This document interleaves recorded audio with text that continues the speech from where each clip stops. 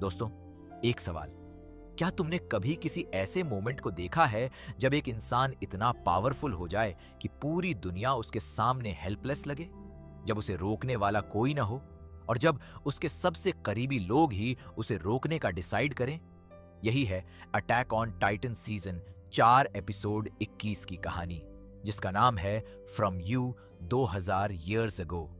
यह एपिसोड वो है जहां रंबलिंग ऑफिशियली शुरू होती है, जहां एरन एक ऐसे फॉर्म में आता है जो उसे गॉड लाइक बनाता है और जहां बाकी सब कैरेक्टर्स एक इम्पॉसिबल डिसीजन के सामने खड़े होते हैं। तो चलो शुरू करते हैं। पिछले एपिसोड में पाथ्स में एरन ने यमीर को फ्रीडम का सवाल पूछा था। यमीर ने एरन को चूज किया था और रंबलिंग शुरू होने वाली थी। एपिसोड 21 उस मोमेंट के इमीडिएटली बाद शुरू होता है। पैराडाइस आइलैंड की दीवारें हिलने लगती हैं। वॉल टाइटन्स जो सालों से उन दीवारों के अंदर फ्रोजन थे, वो जागने लगते हैं। ये साइट बहुत ओवरवेलमिंग है। मिलियंस ऑफ कोलोसल टाइटन्स एक के बाद एक दीवारों से निकलते हुए। ये वो रंबलिंग है जिसका जिक्र लेजेंड्स में था, जो सबसे बड़ा थ्रेट था, जो सबसे बड़ी पावर थी, और अब वो रियलिटी बन गई है। एरेन उस रंबलिंग को लीड कर रहा है। वो एक फाउंडिंग टाइटन के मैसिव फॉर्म में है, एक ऐसा फॉर्म जो हमने पहले कभी नहीं देखा। एनॉर्मस, स्केलेटल, ओवरवेलमिंग, ये एरेन है। लेकिन वो अब सिर्फ एरेन नहीं है, वो एक फोर्स है, एक इरादा है, एक डिसीजन है जो सेट हो गया है। पैराडाइस आइलैंड पर जो लोग देख रहे हैं वो स्पीचलेस हैं। येगरिस्ट खुश हैं। वो देख रहे हैं कि उनका सेवियर, उनका लीडर, ये सब कर रहा है उनके लिए। फ्लोच जुबिलेंट है। वो फील करता है कि ये मोमेंट वो है जिसके लिए वो लड़ा था। लेकिन बाकी लोग, आर्मिन, मिकासा, हंगे, जीन, कॉनी, ये सब एक हॉरर में हैं, क्योंकि वो समझते हैं कि यह क्या है।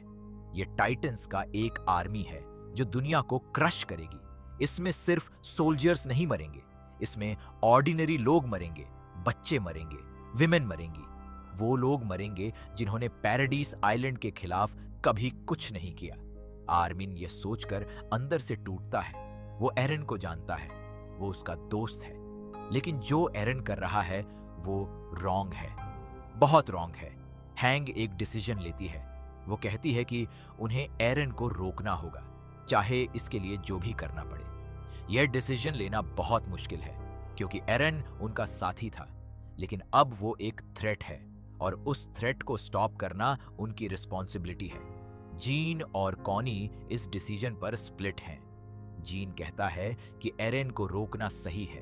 कॉनी हेजिटेट करता है, क्योंकि एक तरफ है वो दुनिया जो पैराडाइस आइलैंड को डिस्ट्रॉय करना चाहती थी, और दूसरी तरफ है एरन जो एक एक्सट्रीम स्टेप ले रहा है उन्हें बचाने के लिए। कौन सा साइड राइट है, ये क्वेश्चन आसान नहीं है। मिकासा इस सब के बीच सबसे क्वाइट है। वो एरन के बारे में सोच रही है। उसे याद आ रहे हैं वो दिन जब वो छोटे थे, जब एरन ने उसे पहली बार स्कार्फ दिया था, जब उन्होंने साथ बैटल की थी, जब एरन ने उसे प्रोटेक्ट किया था। और अब वही एरन एक ऐसे पाथ पर है जिसे मिकासा सपोर्ट नहीं कर सकती। मिकासा के लिए यह सबसे पेनफुल सिचुएशन है, लेकिन वो अपना डिसीजन लेती है। वो आर्मिन के साथ है। एरन को रोकना होगा। अब एक बहुत इंपॉर्टेंट सीन आता है। राइनर और मार्ली के रिमेनिंग वॉरियर्स, वो अभी भी पैराडाइस आइलैंड पर हैं और वो देख रहे हैं कि रंबलिंग शुरू हो गई है। राइनर को रियलाइज होता है कि ये वो वर्स्ट केस सिनेरियो है। अगर ये टाइटन्स दुनिया पर मार्च करें तो सब कुछ खत्म हो जाएगा, मार्ली भी और बाकी सब भी। राइनर एक डिसीजन लेता है। वो डिसाइड करता है कि वो सर्वे कॉर्प के साथ मिलेगा एरन को रोकने के लिए। ये एक बहुत सिग्निफिकेंट मोमेंट है। राइनर जो पैराडाइस आइलैंड का दुश्मन था, जो सर्वे कॉर्प के खिलाफ था, वो अब उनके साथ खड़ा है, क्योंकि कुछ थ्रेट्स इतने बड़े होते हैं कि फॉर्मर एनिमीज को भी साथ आना पड़ता है। गाबी भी इस डिसीजन में है, फाल्को भी। तीनों आर्मिन और मिकासा के साथ मिलने का डिसाइड करते हैं। यह अलायंस बहुत अनएक्सपेक्टेड है, लेकिन यह नेसेसरी है। हैंगे सबको एक साथ लाती है। वो एक क्विक प्लान बनाती है। उन्हें एरन तक पहुंचना होगा, उसे फिजिकली स्टॉप करना होगा या उसे कन्विंस करना होगा।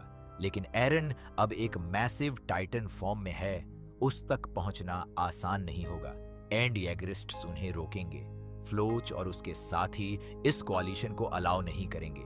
फ्लोच आर्मिन और रेनर को एक साथ देखता है और वो इमीडिएटली समझ जाता है कि यह एरन को रोकने की कोशिश है। फ्लॉच इसे नहीं होने देगा। एक कॉन्फ्रंटेशन होती है, येगरिस्ट वर्सेस दिस न्यू कोalition। ये फाइट इंटेंस है, लेकिन ये फाइट सिंबल्स से भरी है, क्योंकि यहाँ पैराडाइज आइलैंड के अपने ही लोग एक दूसरे के खिलाफ लड़ रहे हैं। यही है सिविल वॉर का सबसे पेनफुल एस्पेक्ट, जब तुम्हारे अपने ही लोग दो साइड्स पर हों और तुम्हें डिसाइड करना हो कि तुम किसके साथ हो। एपिसोड के आखिर में एक बहुत इमोशनल मोमेंट आता है। अरमीन, मिकासा, रेनर, गैबी, फाल्को, जीन, कॉनी और हंगे ये सब एक साथ खड़े हैं। फॉर्मर एनिमीज, फॉर्मर एलाइज, सब एक पर्पस के साथ एरन को रोकना, और वो एक दूसरे को देखते हैं। उस मोमेंट में कोई मार्लियन नहीं है, कोई एल्डियन नहीं है, कोई वॉरियर नहीं है, कोई सर्वे कॉर्प्स नहीं है, बस इंसान है जो एक रॉन्ग को राइट करने की कोशिश कर रहे हैं। ये मोमेंट बहुत पावरफुल है, क्योंकि ये शो पूरी सीरीज में यही मैसेज देता रहा है कि लेबल्स मैटर नहीं करते, कि साइड्स मैटर नहीं करते। जो मैटर करता है वो है चॉइस, ह्यूमैनिटी और कंपैशन। दोस्तों, फ्रॉम यू 2000 ईयर्स अगो एक ऐसा एपिसोड है जो एक ईरा का एंड और एक न्यू ईरा की बिगिनिंग है।